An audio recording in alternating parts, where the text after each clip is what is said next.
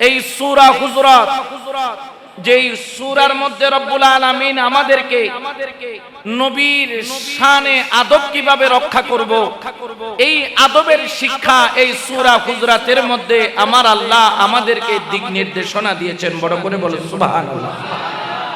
শুধু তাই নয়, এই পবিত্র সূরা হুজুরাত অধিকাংশ মুফাসসির কিরামের মতে এটা হলো মাদানী সূরা। 18টি আয়াত রয়েছে এই সূরার মধ্যে। ইয়া আইয়ুহাল্লাযীনা আমানু রয়েছে 5 বার, তাকওয়া শব্দটি রয়েছে 5 বার। অর্থাৎ বিশেষ করে ঈমানদার হওয়ার জন্য, ঈমানদারদের জন্য, তাকওয়াবানদের জন্য, যারা তাকওয়া অর্জন করতে চায় তাদের জন্য এই সূরা হুজুরাত তাদেরকে একটি পূর্ণাঙ্গ সুন্দর সমাজ ব্যবস্থায় আপনি কিভাবে নিজের জীবনকে গড়ে তুলবেন, কিভাবে প্রতিবেশীর সাথে আচরণ করবেন, কিভাবে রাসূল পাকের শানে সুন্দর আচরণ করবেন, সাথে সাথে মুর্শিদের শানে কিভাবে আচরণ করবেন, এবং কিভাবে আমাদের বিবাদমান আমাদের মধ্যে কলহ বিদ্রোহ দূর করা যায়, বিদ্বেষ দূর করা যায়, সেই বিষয়ের উপর সূরা হুজুরাতে আমার রব্বুল আলামিন পবিত্র কোরআনে এই 18টি আয়াতের মধ্যে আমাদেরকে জীবন ব্যবস্থার একটি অংশ দান করেছেন। বড় করে বলি সুবহানাল্লাহ। এই পবিত্র সূরা হুজুরাত নাযিল হওয়ার একটি প্রেক্ষাপট রয়েছে, শানে নুজুল যাকে বলা হয়। কারণ একদিন বনি তামিম গোত্রের একদল লোক আসলো আমার কামলি বলে নবীর দরবারে, কারণ তারা জানতেন নবীর দরবারে সমস্ত কিছুর সমাধান পাওয়া যায়। সুবহানাল্লাহ বলেন। বনি তামিম গোত্রের লোক আইসা তাদের সরদার নির্বাচন করবেন। আমার দয়াল নবীও সেখানে উপস্থিত। ফারুক আযম সিদ্দিক আকবর রাদিয়াল্লাহু তাআলা দুইজন রাসূল পাকের সামনে আওয়াজ করে সরদার কাকে নির্বাচন করবেন এই বিষয়ে মতামত দেওয়া আরম্ভ করলেন। সিদ্দিক আকবর একজনের পক্ষে মত প্রদান করলেন, ফারুক আযম আরেকজনের পক্ষে মত প্রদান করলেন। দুইজন ব্যক্তির ব্যাপারে মত প্রদান করলেন। সুবহানাল্লাহ বলেন। আমার রাসূল পাক খেয়াল করলেন দুই ব্যক্তির ব্যাপারে মত প্রদান যখন করলেন, দুজনের ব্যাপারে বিভিন্ন বিষয়ে আলোচনা করতে এমন পর্যায়ে চলে গেল, উচ্চ স্বরে একে অপরের সাথে কথা বলা আরম্ভ করল। আমার দয়াল নবী রাহমাতুল লিল আলামিনের সামনে উচ্চ স্বরে কথা বলা আমার আল্লাহ পছন্দ করলেন না। সঙ্গে সঙ্গে সূরা হুজুরাতের 1 থেকে 5 নাম্বার আয়াত নাযিল করে দিয়ে আমার রব্বুল আলামিন আমার রাসূলের সামনে কিভাবে, আমার পয়গম্বরের সামনে কিভাবে আচরণ করবে, কেমন ভাবে কথা বলবে, সমস্ত কিছুর গাইডলাইন আমার আল্লাহ তার পবিত্র কালামের মাধ্যমে আমাদেরকে জানিয়ে দিলেন। উচ্চ আওয়াজে বলেন সুবহান। তাহলে আমার নবীর সামনে আচরণ কেমন হবে এই ব্যাপারে আমার আল্লাহ পবিত্র কোরআনের আয়াত নাযিল করলেন।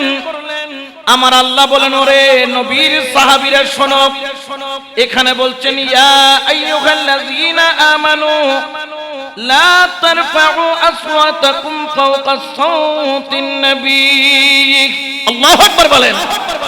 খবরদার ইমানদাররা সাবধান হয়ে যাও, তোমরা আমার নবীর সামনে উচ্চ স্বরে কখনো কোনো আওয়াজ করে কোনো কথা বলবা। এই দ্বারা আমরা কয়েকটা শিক্ষা আমরা এই কোরআনের মধ্যে পাই। 1 নাম্বার হচ্ছে নবীর দরবারে উচ্চ আওয়াজে কথা বলা নিষেধ।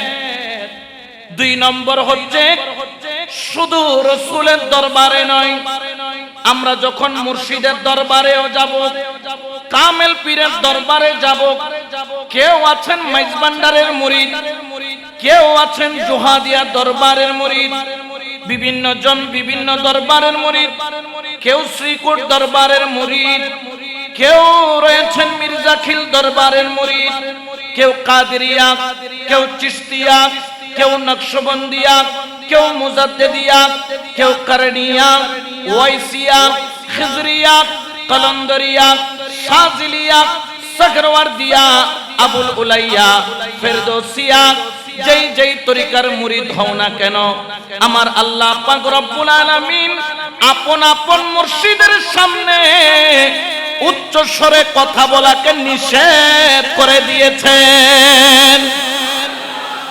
আমরা জানি রাসূলের দরবারে সাহাবীদেরকে আদব রক্ষা করতে বলছেন, কারণ সাহাবীদের মুর্শিদের নাম হলো রহমতুল লিল, আরো জোরে বলেন রহমতুল লিল। আমরা রহমতুল লিল আলামিনকে দেখি নাই, আমরা ওনাকে পাই নাই, কিন্তু উনি সর্বময় আছে না নাই, কিন্তু আমরা ওনাকে না পেলেও ওনার আওলাদকে পেয়েছি। সুবহানাল্লাহ বলেন না। গৌসুল আজম মাইজভান্ডারি কার আওলাদ? নবীর আওলাদ বলেন না, কার আওলাদ? আমার খাজা গরিবে নওয়াজ কার আওলাদ? আমার গৌসে পাক কার আওলাদ? এই জন্য ইনাদেরকে বলা হয় আওলাদে, আরো জোরে বলেন আওলাদে। আমরা নবীর শানে যেরকম আমার আল্লাহ বলছেন তোমরা উচ্চ স্বরে নবীর সামনে কথা বলিও না, আমরাও তো নবীকে তো পাই নাই, আমরা নবীর আওলাদ পেয়েছি। যার যার মুর্শিদ রয়েছে, এই সূরা হুজরাতের 1 নাম্বার শিক্ষা, তোমরা তোমাদের মুর্শিদের সামনে উচ্চ স্বরে কথা বলবা। আমাদের এখানে অনেকে আছে না, মুর্শিদের সামনে গেলে ফডর ফডর করে, আছে না নাই? পারলে নিজের মুর্শিদ থেকে এক ডাং বেশি বুঝে, এরকমও কতগুলা মানুষ আছে না নাই?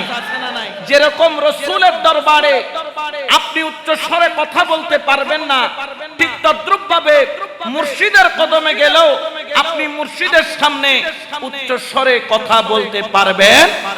কারণ তরিকতের একটা শিক্ষা, আদবে খোদা বিয়াদবে জুদা, বলেন না বিয়াদবে। আবার বেশি বিয়াদব হলে কপালে জুটে জুতা, ঠিক কিনা? কপালে জুটে কি? জুতা। আমরা জুদাও হতে চাই না, জুতাও খেতে, আমরা জুদাও হতে চাই না, আমরা জুতাও খেতে চাই না, আমরা মুর্শিদের করিব হতে চাই, ঠিক কিনা? এই জন্য তো দরবারিরাও বলে দাসের ধর্ম হায়রে সেবা কর্ম, দাসের ধর্ম সেবা কর্ম, নামটি শুধু জপনা, হায়রে নামটি শুধু জপনা। রাজি কিবে রাজি মৌলা, রাজি কিবে রাজি মুর্শিদ, তাই তো আমি জানি না, হায়রে তাই তো আমি জানি না। দাসের ধর্ম সেবা কর্ম, দাসের ধর্ম সেবা কর্ম, নামটি শুধু জপনা, হায়রে নামটি শুধু জপনা। সালাতুনিয়া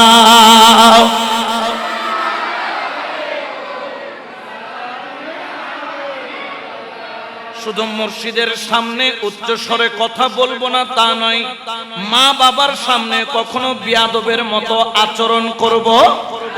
এরকম আমাদের অনেক সন্তান আছে যারা মা বাবার সাথে খারাপ আচরণ করে, শুধু তাই নয়, মা বাবার গায়ের উপর হাত তুলে, আছে না নাই? আরো জোরে বলেন না, আছে না নাই? খবরদার, খবরদার। সমাজের যিনি আপনাকে, যিনি দুনিয়া দেখিয়েছেন, যার মাধ্যমে আপনি দুনিয়া পেয়েছেন, যিনি যার মাধ্যমে, যার রেহেমের মাধ্যমে, যার গর্ভের মধ্যে 10 মাস 10 দিন থেকে আপনি এই দুনিয়ার সৌন্দর্য দেখেছেন, খবরদার ওই মা বাবার সাথে বেয়াদবি করা যাবে না, তাদের সামনে উচ্চ স্বরে আওয়াজ দিয়ে কথা বলা যাবে না। তাদেরকে বলতে হলে নরম ভাষায়, নম্র ভাষায়, আদবের ভাষায় মা বাবার সাথেও আচরণ করতে হবে। শুধু তাই নয়, এলাকার যারা বয়োজ্যেষ্ঠ মুরব্বী, এলাকার যারা বুজুর্গানে দিন, এলাকার যারা মসজিদের ইমাম, এলাকার যারা মসজিদের খতিব, আলেমে দিন থেকে শুরু করে যেই ব্যক্তি এলাকার বুজুর্গ, তাদের সামনেও সুন্দর আচরণ করার শিক্ষা পাক কালামের মধ্যে আমার আল্লাহ আমাদেরকে শিক্ষা দান করছেন। উচ্চ আওয়াজে বলেন সুবহান।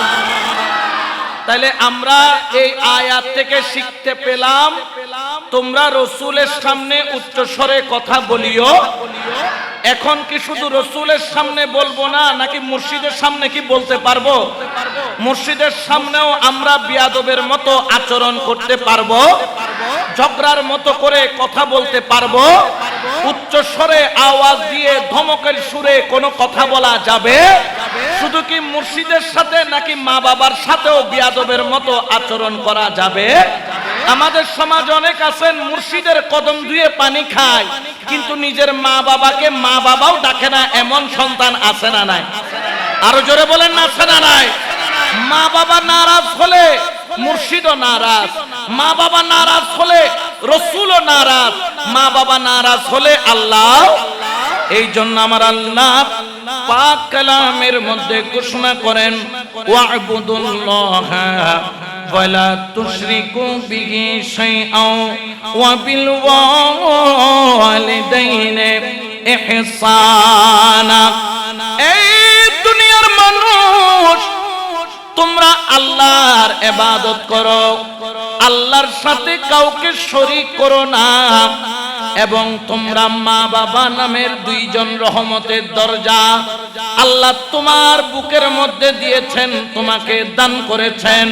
তোমরা তোমাদের মেহেরবান মা বাবার সাথে উত্তম আচরণ করো, উত্তম ব্যবহার করো, উত্তম ভাষায় তাদের সাথে কথা বলো। সুবহানাল্লাহ বলেন।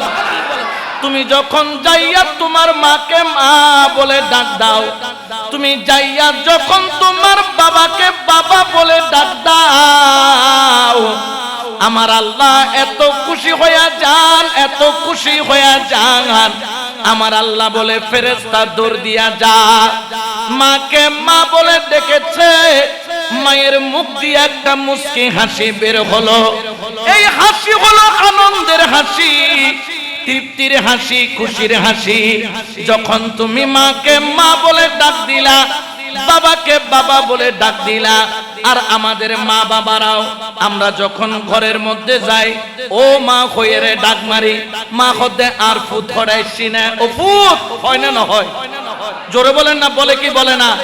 সিটেঙ্গে বাসাত কি হয় ও ফুট, বাপে বাপরে তো বাবা ও আর ফুয়াইছি না, আর কইল যে টুরাইছি না, হয় না, না হয়? এই যে আপনাকে ও ফুট বইলা ডাক দিল, এই ডাক দেওয়ার সাথে সাথে আমার আল্লাহ ফেরেশতাকে নির্দেশ দিয়ে দেন, ও ফেরেশতা দৌড় দিয়া যাও, ওই সন্তানের আমলনামার মধ্যে তুমি একটা মকবুল হজের সওয়াব তুমি লিখে দাও। এমন মকবুল হজের সওয়াব, যেই হজ আদায় করলে কোনো ভুল নাই, যেই হজ আল্লাহর দরবারে কবুল, 8 লক্ষ টাকা খরচ কইরা তুমি হজ করলে যে সওয়াবটুকু তুমি পাবা, একবার যদি মাকে মা বলে ডাক দাও, বাবাকে বাবা বলে ডাক দাও, মা বাবা যদি রহমতের নজরে তোমার দিকে তাকায়, আল্লাহ একটা মকবুল হজের সওয়াব তোমার আমলনামার মধ্যে সাথে সাথে দান করে দেয়। তাহলে আমরা মা বাবার সাথেও খারাপ আচরণ করব না ভালো? আরো জোরে বলেন না, খারাপ না ভালো? এই জন্য মা বাবার সাথে খারাপ ব্যবহার করা যাবে? এই জন্য বলেন, মা কথাটি ছোট্ট অতি কিন্তু যেন ভাই, হায়রে তাহার চেয়ে নাম যে মধুর ত্রিভুবনে নাই। সুবহানাল্লাহ বলেন না। এখন আপনি যদি মা বাবার সামনে যদি বেয়াদবি করেন, আর মা বাবা মুখে কিছু বলল না, শুধু অন্তরে উফ শব্দটা বাহির করলো, মুখে আপনাকে কিছুই বলল না, চেহারাটা মলিন, চেহারাটা অন্ধকার করে ফেললো। জানেন জানেন জানেন, একবার যদি মা আপনার প্রতি বদদুয়ার নজরে তাকায়, এই রকম ঈদপুকুরিয়ার জমিনে যদি লক্ষ লক্ষ মসজিদও বানায়া দেন, সারা জীবন যদি রুকু সিজদার মধ্যে কাটায়া দেন, জীবনটা যদি আপনি আল্লাহ আল্লাহ আল্লাহ আল্লাহ করতে করতে যদি কাটায়া দেন, সারা জীবন যদি খানায়ে কাবাও তাওয়াফ করেন, আমার নবী বলে তোর নামাজ কবুল হবে না, তোর দান সদকা কবুল হবে না, তোর দোয়া কবুল হবে না, তোর মসজিদ বানানো কবুল হবে না, তোর খানায়ে কাবার জিয়ারত কবুল হবে না। ঠিক কি না? তাহলে মা বাবার সাথে খারাপ আচরণ করব না ভালো? আরো জোরে বলেন না, খারাপ না ভালো? কারণ যেই মা বাবা 10 মাস 10 দিন গর্ভে ধরেছে, আপনাকে পেটের মধ্যে রাখছে, একমাত্র ওই মাই জানে কত কষ্ট কত কষ্ট কত কষ্ট। ওরে 6 মাস যখন পার হলো, মা কাঁধ হইয়া ঘুমাইতে পারে না। ওরে যখন 7 মাস গেল, তুমি যখন পেটের মধ্যে জোরে জোরে লাথি মারো, তোমার মায়ের কলিজা পর্যন্ত ঠন ঠন করে ব্যথা করে ওঠে। কিন্তু মা মেহেরবান মা আল্লাহর দরবারে হাত তুইলা বলে, আল্লাহ আমি কষ্ট পাইলেও আমার সন্তানটা যেন কষ্ট না পায়, কষ্ট না পায়। তাহলে আজকের আলোচনা থেকে 1 নম্বর শিক্ষা নিলাম, আমরা জীবনে কোনোদিন আমরা রাসূলের শান ও বিয়াদবি করব না। আমরা জীবনে কোনোদিন মুর্শিদের শান ও বিয়াদবি করব না। আমরা জীবনে কোনোদিন মা বাবার শান ও বিয়াদবি করব না। রাজি আছি না নাই? জোরে বলেন না, আছি না নাই? কারণ মা বাবা বলেন, মুর্শিদ বলেন, রাসূল বলেন, এদের সাথে বিয়াদবি করলে দুনিয়াও শেষ, আখিরাতেও শেষ। ঠিক কিনা? তাহলে এই যে আল্লাহওয়ালাদের সামনে উচ্চ স্বরে কথা না বলার জন্য, রাসূলের সামনে উচ্চ স্বরে কথা না বলার জন্য হুকুম দিচ্ছেন কে? আরো জোরে বলেন না কে? এখন আল্লাহর হুকুম মানার দরকার আছে না নাই? শুধু সিদ্দিক আকবর ফারুক আজম যখন এই আয়াত যখন শুনতে পাইলেন, এরপর থেকে জীবনে কোনোদিন নবীর সামনে যাইয়া জোরে আওয়াজ করে কথা বলে নাই, আস্তে আস্তে করে কথা বলতো। নবী পাক অনেক সময় কানেও শুনতে পেতেন না, আবার জিজ্ঞেস করতেন, ওমর কি বলেছো দ্বিতীয়বার বলো। হযরত ওমর রাদিয়াল্লাহু তাআলা বলেন, আরবের বুকে আমার চাইতে গরম মানুষ আর কেউ নাই।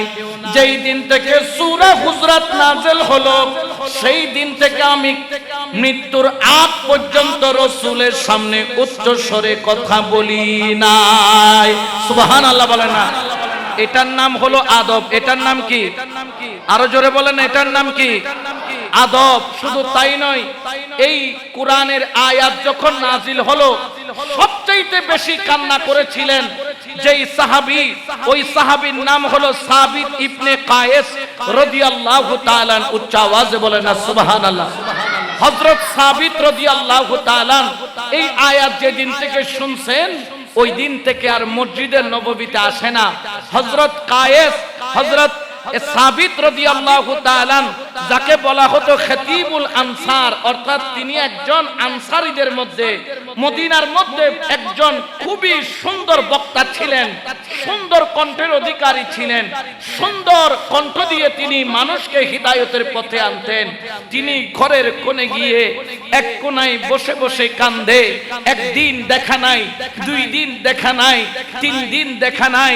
যখন কয়েকটা দিন চলে গেল, যাওয়ার পরে আমার রাসূল করিম সাল্লাল্লাহু আলাইহি ওয়াসাল্লাম তিনি যখন হযরত সাবিত রাদিয়াল্লাহু তাআলা কে দেখতে পেলেন না, সঙ্গে সঙ্গে তিনি হুকুম করলেন, ও সাদ ইবনে মুআজ, তোমার বাড়ির পাশে আমার সাহাবী সাবিতের বাড়ি, আজকে 3 দিন 4 দিন হয়ে গেল, সাবিতকে তো দেখি না।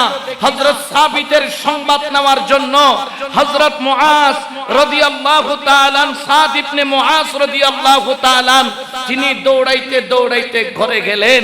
যাইয়া দেখে হযরত সাদ ইবনে মুআজ ঘরের মধ্যে যাইয়া দেখে হযরত সাবিত রাদিয়াল্লাহু তাআলা বিছনার এক কোণার মধ্যে হাঁটুর মধ্যে মাথা রাইখা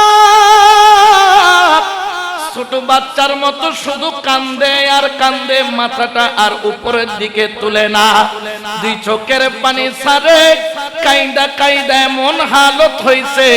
হযরত সাদ ইবনে মুআজ বলেন, আমি যাইয়া যখন সাবিতকে ডাক দিলাম, আমার কেন জানি মনে হলো হযরত সাবিতের চোখ মুবারক রক্তের মতো লাল হয়ে গেল। আমি যাইয়া জিজ্ঞেস করলাম, ও সাবিত, তুমি এইভাবে কান্না কেন করছো? তখন তিনি বললেন, আমার রাসূলে পাক আমাকে সূরা হুজরাত শুনাইছেন, আমার আওয়াজটা বড়, আমি ওয়াজ করি, খেতাবত করি, আমি আরবের মধ্যে মদিনার মধ্যে মানুষকে ওয়াজ শোনাই, কিন্তু আমার কেন জানি মনে হয় আমার গলার আওয়াজটা বড়, আল্লাহ মনে হয় আমাকে জাহান্নামে দান করবে।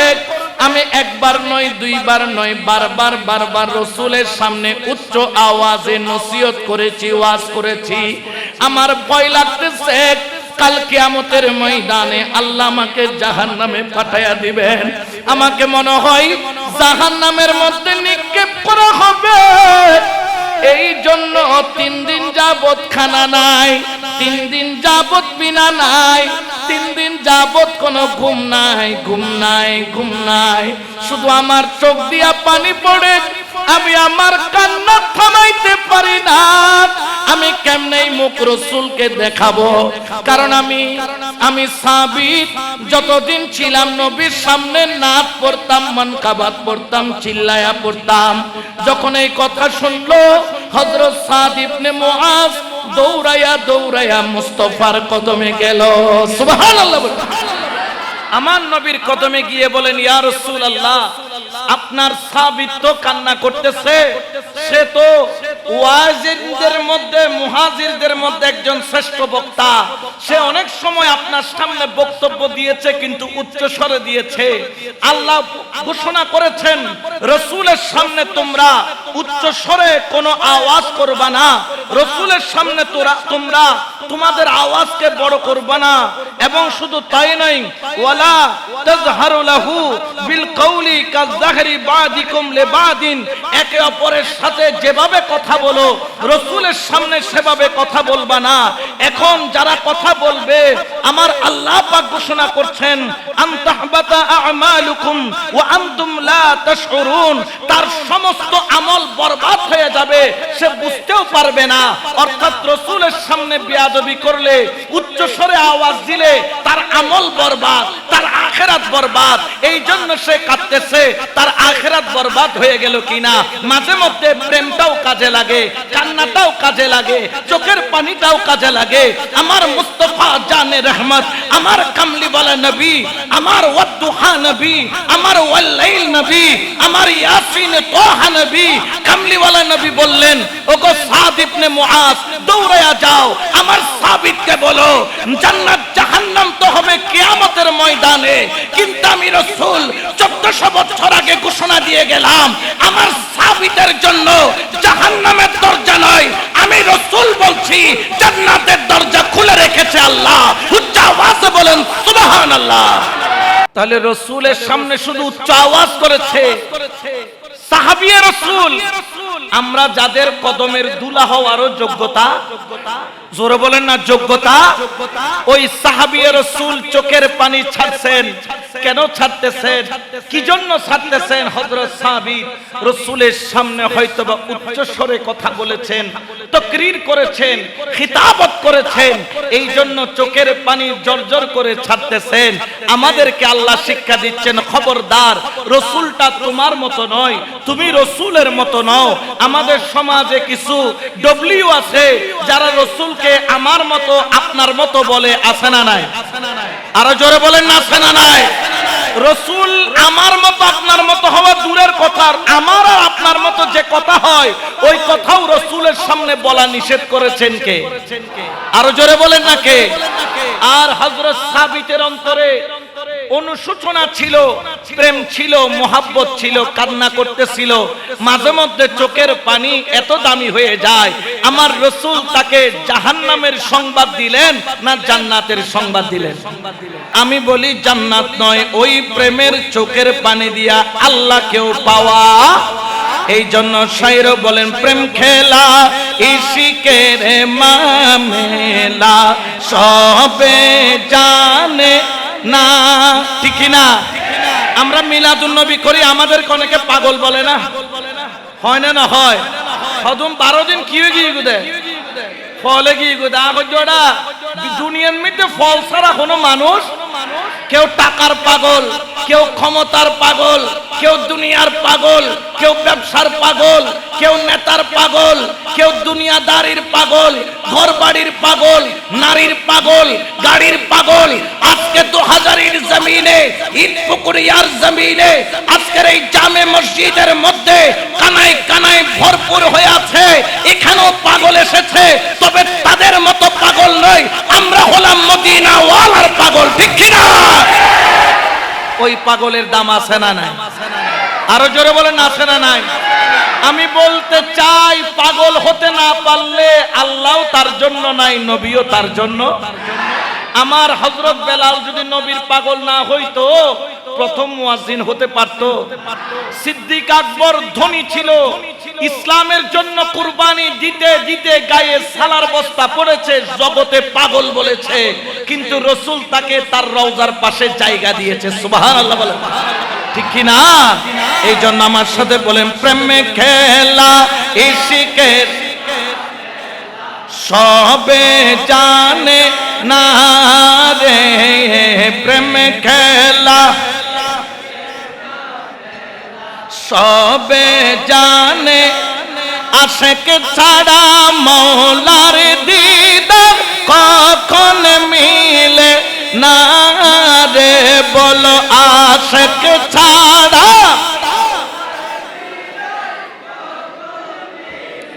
না রে, প্রেম খেলা ইশিকের মামেলা সবে জানে না রে, বলো প্রেম খেলা ইশিকের মামেলা সবে জানে। প্রেমিক ছিল ইব্রাহিম নবী, আরে ইসমাইলের গলে দিল ছুরি। প্রেমিক ছিল ইব্রাহিম নবী, ইসমাইলের গলে দিল ছুরি।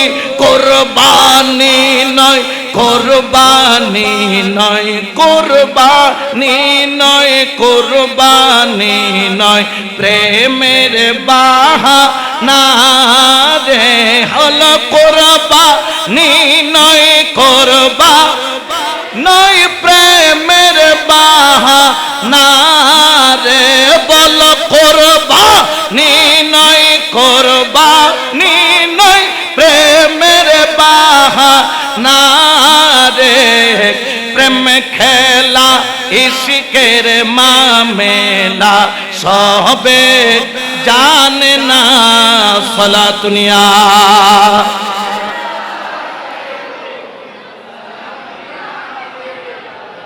এই জন্য আমরা রসুলের শানও বিয়াদবি, শুধু কি রসুলের শানে মুর্শিদের শানও বিয়াদবি। আমরা শুধু মুর্শিদ নয়, মা বাবার সামনেও বিয়াদবি। আর বিয়াদব যারা, তারা সবসময় বিয়াদব। ঠিক কি না? বিয়াদব যারা সবসময়, তারা নবীর শানও বিয়াদবি করে কি করে না? নবীকে মরা বলে, এটা কি আদব না বিয়াদব? মিলাদুন নবী নিয়ে মস্করা করে, আদব না বিয়াদব? কিয়ামতের ময়দানে নাকি নবী কোন দিকে যাবে নবী নিজেও জানে না, এই রকম যারা ফতোয়া দেয় তারা আদব না বিয়াদব? এরকম বিয়াদবের দল আছে না নাই? কারণ আদবে খোদা বিয়াদবে গদা, ঠিক কি না? তারা এত বড় বিয়াদব, এত বড় বিয়াদব। এই জন্য বিয়াদবি কাজের মধ্যে তাদেরকে পাওয়া যায়। 501 নম্বরে গেলেও তারা, এদিকে গেলেও তারা, যত 2 নম্বরই সবগুলাতে শুধু তারা ফার্স্ট ক্লাস পেয়েছে, ঠিক কি না? কারণ আমরা তো নবীর প্রেমিক, আমরা আদবওয়ালা, আমাদের খেয়াল মুস্তাফা যেদিকে আমরাও মুস্তাফা নাই যেখানে আমরা নাই। এই যে এমপি হয়েছে সে নাকি রসুলে পাককে সাংবাদিক বলেছে, আদব না বিয়াদব? আরো জোরে বলেন, আদব না বিয়াদব? যারা বলছে বাবা লোগো কো ছোড়ো, মোহাম্মদ সাল্লাল্লাহু আলাইহি ওয়াসাল্লাম সে ভি মাঙ্গনা হারাম হ্যায়, এটা কি আদব না বিয়াদব? যারা বলে শাহজালাল শাহপরানের মাজারে মশারি কেন, আমানত শাহর মাজারে মশারি কেন, মশাই কামড়ায় কিনা, এটা আদব না বিয়াদব? আমাদের সাথে বিয়াদবের কোনো সম্পর্ক, বরঞ্চ বিয়াদব যেখানে পাবো সেখানেই তাদের সাথে সম্পর্ক কাট করব, ঠিক কি না? এবার আল্লাহ বলছেন, ইয়া আইয়ুহাল্লাযীনা আমানু লা তুকদ্দিমু বাইনা ইয়াদাইল্লাহি ওয়া রাসূলিহি ওয়াত্তাকুল্লাহ ইন্নাল্লাহা সামিউন আলীম। আমার আল্লাহ বলছেন, ইয়া আইয়ুহাল্লাযীনা আমানু, হে ঈমানদারগণ, কি বলছেন? লা তুকদ্দিমু বাইনা ইয়াদাইল্লাহি ওয়া রাসূলিহি, তোমরা আল্লাহ এবং রাসূলের সামনে তোমরা অগ্রণী হইও না, অর্থাৎ আল্লাহ এবং রাসূলের হুকুমের বাইরে চলিও।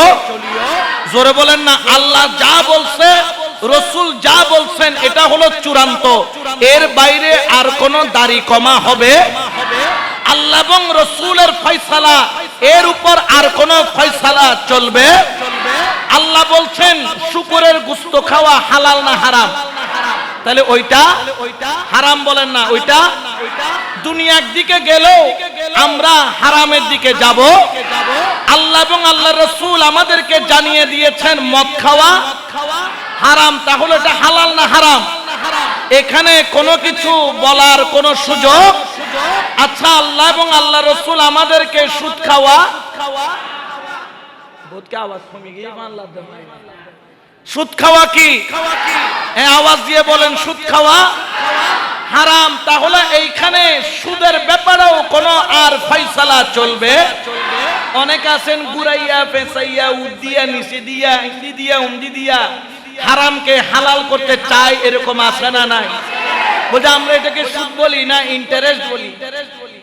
ইন্টারেস্ট যেটা শুধু, যেরকম খিনজির খাওয়া হারাম, যেই রকম মদ খাওয়া হারাম, সেই রকম আমাদের জন্য সুদ খাওয়াও হারাম করেছেন কে? আহাল্লাল্লাহুল বাইআ ওয়া হাররামার রিবা, আল্লাহ ব্যবসাকে হালাল করেছেন, সুদকে হারাম করেছেন।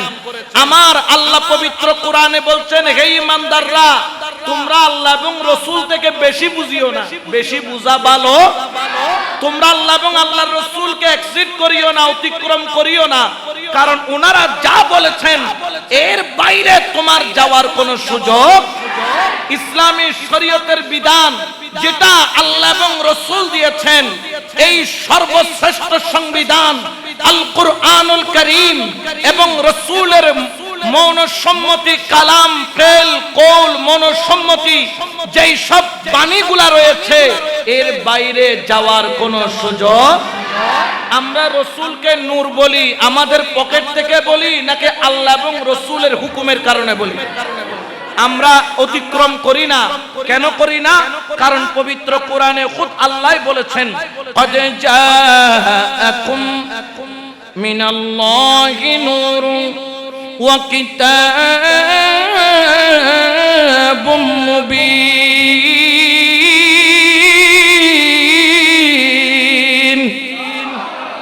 ঘোষণাকার আল্লাহ বলছেন, কদ জাআকুম মিনাল্লাহি নূর। আমরা নবীকে কি মাটি বলতে পারি? জোরে বলেন না, মাটি বলতে পারি? নবী পাক সাল্লাল্লাহু আলাইহি ওয়াসাল্লামের বশরিয়তকে আমরা স্বীকার করি না, যেহেতু তিনি মানব সুরতে এসেছিলেন, এটা সত্য। কিন্তু রাসূল পাককে খুদ নূর বলেছেন কে? আল্লাহ। তাহলে আমাদের দেশে সূরা আছে না নাই?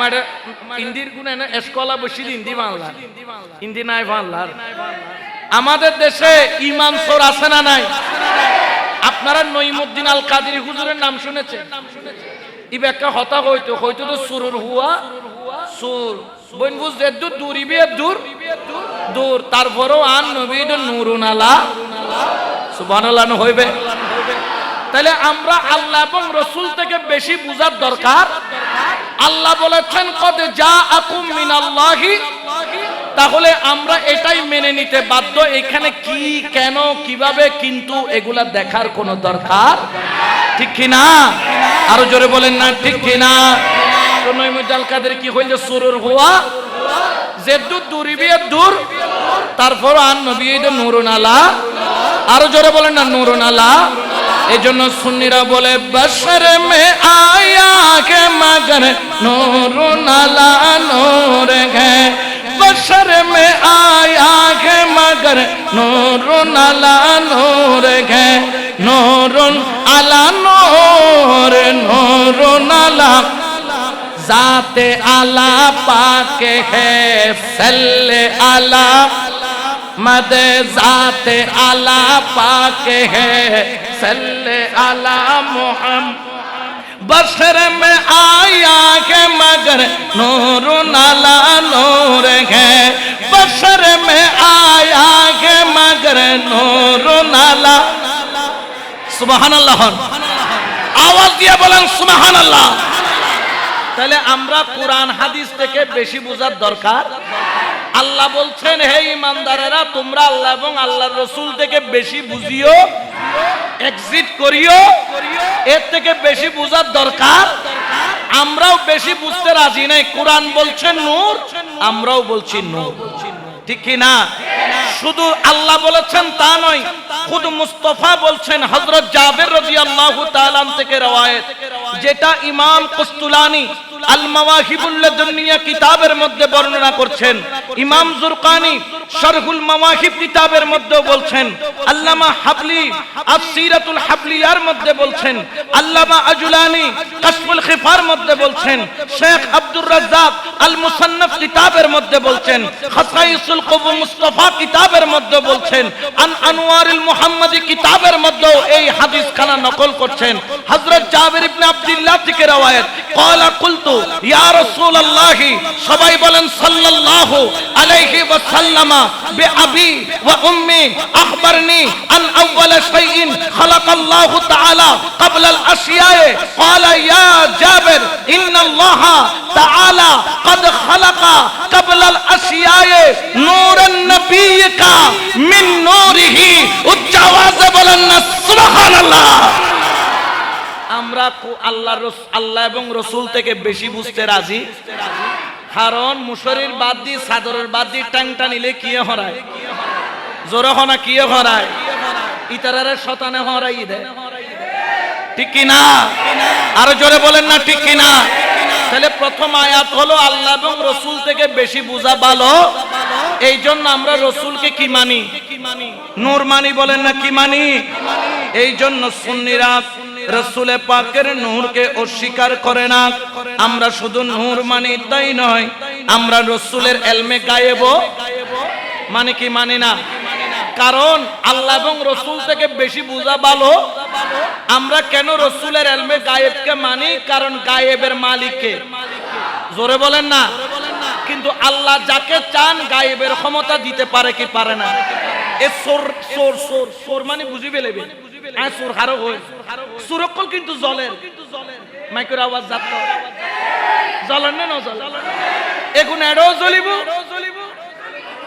আখিরাতের আগে কি আছে খবর হ না কি আছে খবরের মধ্যে গেলে 12টার খবরও আছে না নাই সুন্দর ঘর গুলি বিড়িবু দেখুন ঠিক কি না আমরা যে রাসূলের পাককে মানি কেমন মানি আল্লাহ রাসূল যতটুকু বলেছেন আমরা ততটুকু দেখেন এরা কত বড় চোর এরা কি করে জানেন পবিত্র কোরআনের কিছু অংশ তেলাওয়াত করে আর কিছু অংশ তেলাওয়াত করে না এরা কি করেন জানেন দেখেন রাসূলের ইলমে গায়েবের বিষয় যখন আসে তখন তারা বলে ওমা কানাল্লাহু লিয়ুতলিআকুম আলাল গায়ব আল্লাহ পাক শান এটা নয় তিনি যাকে তাকে গায়েব দান করেন, অর্থাৎ বুঝাচ্ছেন আল্লাহ কাউকে গায়েব, কিন্তু তারা অর্ধেক পড়েছে অর্ধেক। কোরআনের আয়াতের পরের অংশ ওয়ালাকিন্নাল্লাহা ইয়াজতাবি মিন রাসূলিহি মান ইয়াশাউ, আল্লাহ যাকে তাকে দান করেন না, কিন্তু রাসূলের মধ্যে আল্লাহ যাকে ভালোবাসেন তাকে গায়েবের ক্ষমতা দান করেন। তোমার 133 পাই দে সুবহানাল্লাহর আওয়াজ কত পাই দে, মানে টেলিটুলি আপনারা 33 পাই পাস হইবে না এ প্লাস পাইবে? এ প্লাস পাইলে তাহলে ডর করে সুবহানাল্লাহ। তাইলে আমার আল্লাহ বলছেন, আল্লাহ কি যারা তারে এলমে গায়েবের ক্ষমতা দিবে? জোরে বলে না দিবে? পুরারে দিব না ক্ষমতা? আল্লাহ যারে ভালোবাসে, আল্লাহর নবী নয় আল্লাহর ওলির কাছেও সেই ক্ষমতা, জোরে বলেন আছে কিনা? গৌসুল আজম মাইজভান্ডারের গোলাম কুদালা পাহাড় 40 মাইল দূরে, 42 মাইল দূরে, মানে কোদালা পাহাড় চিনেন জায়গাটা? আমাদের ওই যে হাটাজারি মাদ্রাসার মুফতি শফি সাহেব আছেন না, নো সিনামাল্লাহ, ইবের বাড়িটা হদি কোদালা পাহাড়।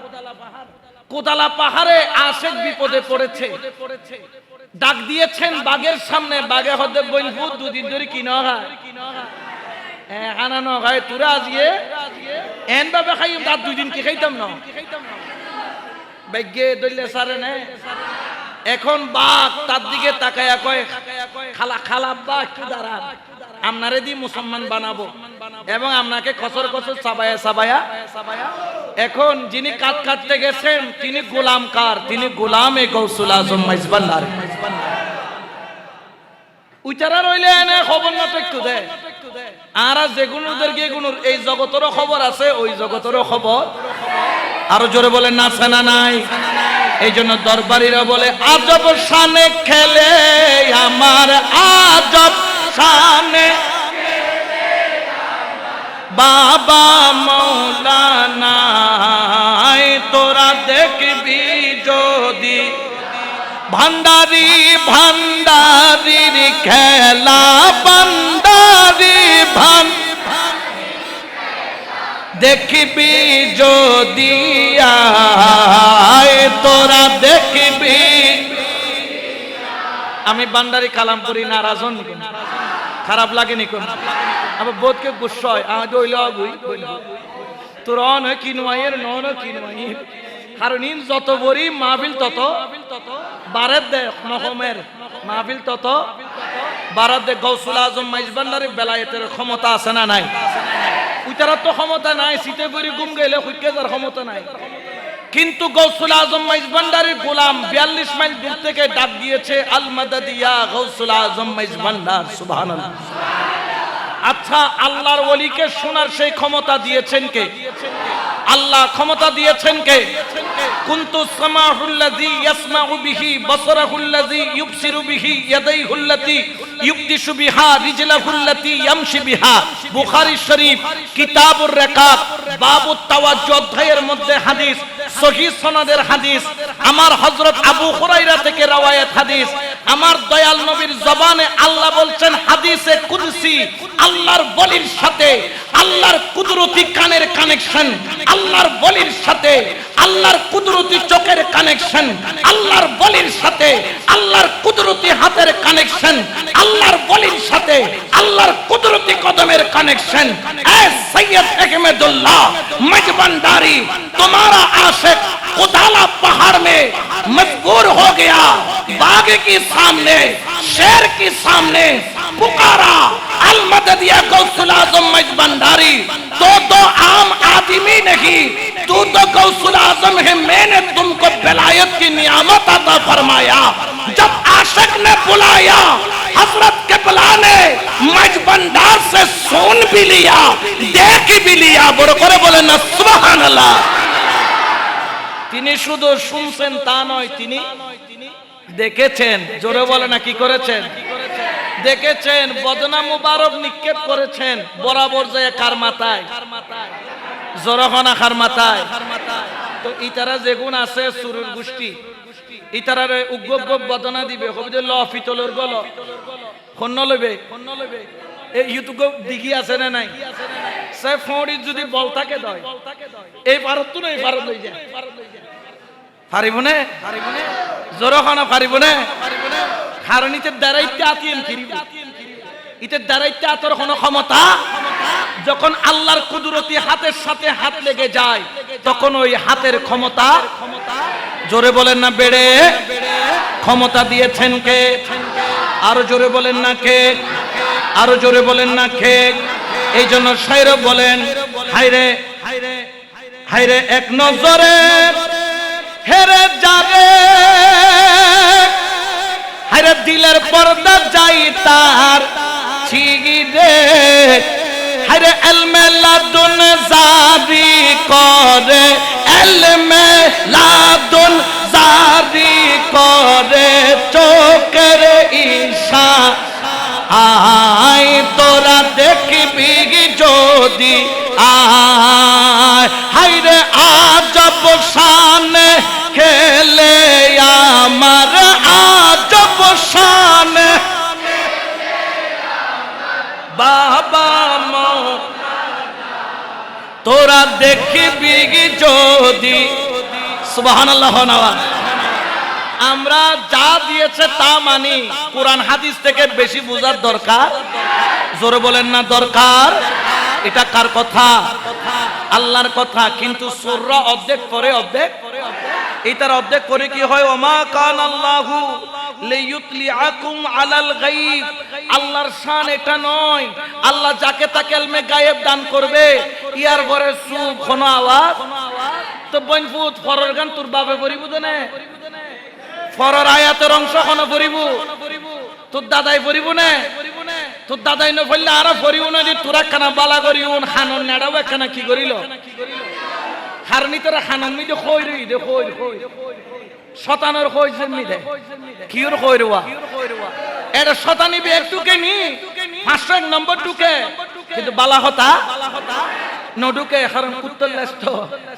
যত সুমতটা কেতন কিতায় দে আর কেউ নাম তো জিনে হন কেউ গুসাইলে নিজ দায়িত্বে গুসাই বেদে আর কেউ নামও ন ধরি কেউ হতা ন হইও এখন কেউ যদি গুসাই তাহলে মনে করিয়ে দিবে লাল কুত্তা ইয়েলোর ভাই লাল কুত্তা খার ভাই তেমন কোনো পার্থক্য খালি উগল লাজুয়ে দে বেহা উগল লাজুয়ে দে সোজা আল্লাহ শতানো কল তুমি বাঁচাই রাখো আর জোরে হন আমিন তাহলে ক্ষমতা দেওয়ার মালিক কে আমার আল্লাহ পবিত্র কোরআনে সূরা তাকবীরের 24 নম্বর আয়াতে বলছেন ওয়ামা হুয়া আলাল গায়বি বিজানিন ইয়া রাসূলুল্লাহ আপনি অদৃশ্য ইলমে গায়েব বর্ণনার ব্যাপারে আপনি কৃপণ নন যেখানে যা দরকার আপনি বলতে পারেন কারণ আমি আল্লাহ যত জানা ছিল আমি আল্লাহ আপনাকে সবকিছু জানিয়ে দিয়েছি উচ্চ আওয়াজে বলেন না সুবহানাল্লাহ তাহলে আল্লাহ যতটুকু বলেছে আমরা নবীকে ততটুকু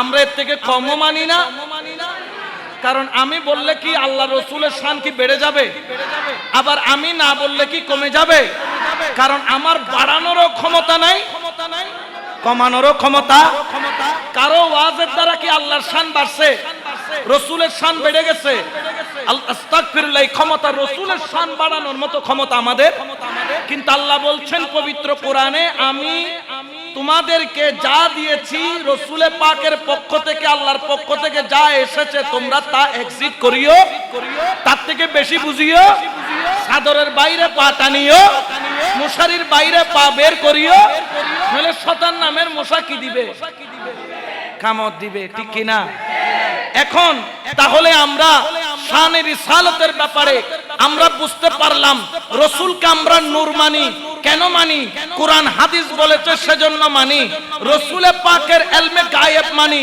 কেন মানি কোরআন হাদিস বলেছে সেজন্য মানি ঠিক কি না এতে আপনাদের কোনো আপত্তি আছে কোন ধরনের সন্দেহ আছে তাহলে আমরা শুধু মানি নয় তাই নয় আমরা কেমন মানি জানেন এই যে আজকে আমরা জুলুস করছি মিলাদ করছি 12 দিন ব্যাপী মিলাদুন নবী আমরা কি মরা নবীর মিলাদুন নবী করি নাকি জিন্দা নবীর আচ্ছা বলেন তো আমাদের অনেকে বলেন ওয়া সুন্নি কল নবী 12ই রবিউল আউয়াল দুনিয়াতে আসছে বলি খত দে তোরা মানতে লাগবো তো নবী 12ই রবিউল আউয়াল দুনিয়াতুন এন্তেকাল দিবস কেন মানতে লাগবো আর হইদি ওরা বলদর ঘরের বলদ আর নবীর এন্তেকাল বলতে তুই কি বুঝর এন্তেকাল মানে এই ঘরতুন আয় ওর বাড়ি দিছি ইয়ন আর গণ্য নে মাহফিল শেষ করি আবার হরে যাই বোয়াল খালি ইয়নো আর ঘর তো এক ঘরতুন এক ঘরত গেলে কি মরি যাই গুনে আয় এই ঘরতুন এই ঘরত গে দিয়ে কি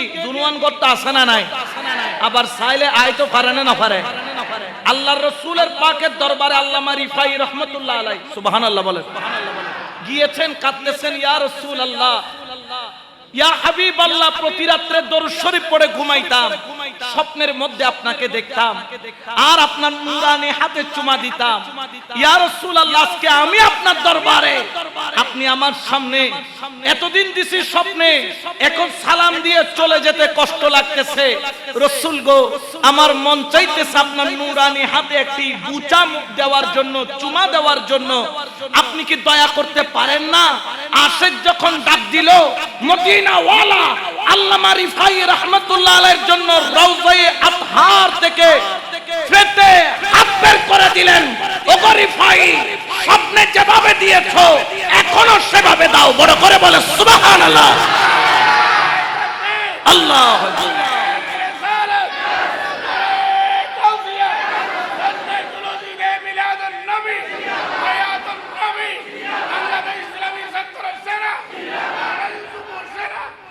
তোর নবীকে জিন্দা রাখছে কে কিন্তু বেজারো কি তো মোল্লা হাত দে কিন্তু দেশি পুরোর খাল্লা এতলাই কোনো নাম রেখে দি ডিজিটাল বললা ঠিক কি না এগুলো আর কার নাম আছে তো আর বেশি হয়ে যায় ঘুমাল্লা হ্যাঁ এটার আর কার নাম আছে বলদ বলো চিনো নে জিবে বিরিশনো বলদ কেন বলদ যে বিরিশনো গাইও ইবের নাম কি এখন আমরা যে নবীর জিন্দা নবীর জুলুস করি এটা আমাদের আকীদার বিষয় কারণ আমরা মরা নবীর জুলুস কারণ আল্লাহ বলছেন হে ঈমানদাররা তোমরা আল্লাহ এবং আল্লাহর রাসূল থেকে বেশি বুঝিও না আল্লাহ এবং রাসূল যতটুকু বুঝিয়েছে তুমি ততটুকু এখন আসেন কেন বলি দলিলটা নেন ওয়া আন আবি দারদা রাদিয়াল্লাহু তাআলা قال قال رسول الله সবাই বলেন সাল্লাল্লাহু আলাইহি ওয়াসাল্লাম ইন্নাল্লাহা হারামা আলাল আরদে আন তাকুলা আজদাদাল আম্বিয়া ফানাবিয়াল্লাহি হাইয়ুন ইউযাকু আমার আল্লাহর হাবিবের জবান দিয়ে খোদা আল্লাহ বলেন ওগো জগতের মানুষ আল্লাহ হারাম করেছে ইন্নাল্লাহা নিশ্চয় আল্লাহ তাআলা হারামা আলাল আরদে আন তাকুলা আজদাদাল আম্বিয়া নবীদের দেহ মুবারক রওজার মধ্যে মাটি একটা পশম ছিটতে পারবে না কেন কেন কেন ফানাবি আল্লাহি হাইয়ুন কারণ আল্লাহর নবী রওজার মধ্যে জিন্দা জিন্দা সুবহানাল্লাহ বলেন না তাহলে জিন্দা বলতেছেন কে বেজরে গিয়ে দেয় তাহলে এখন খারগাম মানিবে তাহলে আমাদের শানের রিসালতের আকীদা ঠিক আছে না নাই আমরা মরা নবীর মিলাদুন নবী পালন করি আমরা করি জিন্দা নবী ঠিক কি না এইজন্য সুন্নিরা বলে জশনে আমাদের রাসূল আল্লাহে আল্লাহ বিবি আমিনা কে ফুল আল্লাহ জশনে আমাদের রাসূল আল্লাহ আল্লাহ বিবি আমিনা কে ফুল আল্লাহ হে আল্লাহ বলো আল্লাহ হে আল্লাহ বলো আল্লাহ হে আল্লাহ বলো আল্লাহ হে আল্লাহ আল্লাহ হে আল্লাহ বলো আল্লাহ হে আল্লাহ হে দোয়া हो गई कबूल अल्लाह হে আল্লাহ জশ্নে আমাদের রাসূল আল্লাহ আল্লাহ বিবি আমিনা কে ফুল আল্লাহ আল্লাহ সালাতুনিয়া।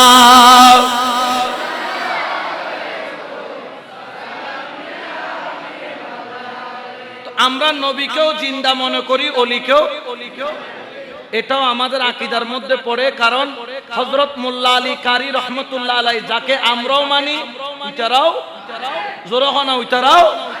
এই হাদিস যেটা পড়লাম এটার ব্যাখ্যা খুদ উনি করেছেন। কি করছেন? লা ফারকা লাহুম ফি হালাতাইন, নবীরা জিন্দা থাকতে যেরকম ক্ষমতার অধিকারী, এন্তেকালের পরও সে ক্ষমতা কমে না, সেরকম অধিকারী ক্ষমতার। কিরকম? যেরকম জিন্দা থাকতে যে ক্ষমতা, এন্তেকালের পরও সে ক্ষমতা। সুবহানাল্লাহ বলেন। অর্থাৎ নবী জিন্দা থাকতে যেই রকম উপকার করেছে, এন্তেকালের পরও সেই রকম উপকার করতে, জোরে বলেন না, পারে কিনা? এটা শুধু আমাদের ইমাম নয়, এটা তাদেরও ইমাম। তিনি বলছেন জেনে রাখো, ওয়ালিজা কিলা আউলিয়াল্লাহি লা ইয়ামুতুনা, জেনে রাখো এই হাদিস দ্বারা শুধু আমার দয়াল নবী জিন্দা নয়, এই হাদিস দ্বারা আমার দয়াল নবীর আওলাদ যত আউলিয়া আল্লাহ আছে তারাও প্রত্যেকে জিন্দা জিন্দা। কেন কেন জিন্দা বলতেছেন জেনে রাখো, কিলা আউলিয়াল্লাহি লা ইয়ামুতুনা, যেই রকম নবীরা রওজার মধ্যে মরে না, রওজার মধ্যে ওলি আল্লাহরাও মরে না।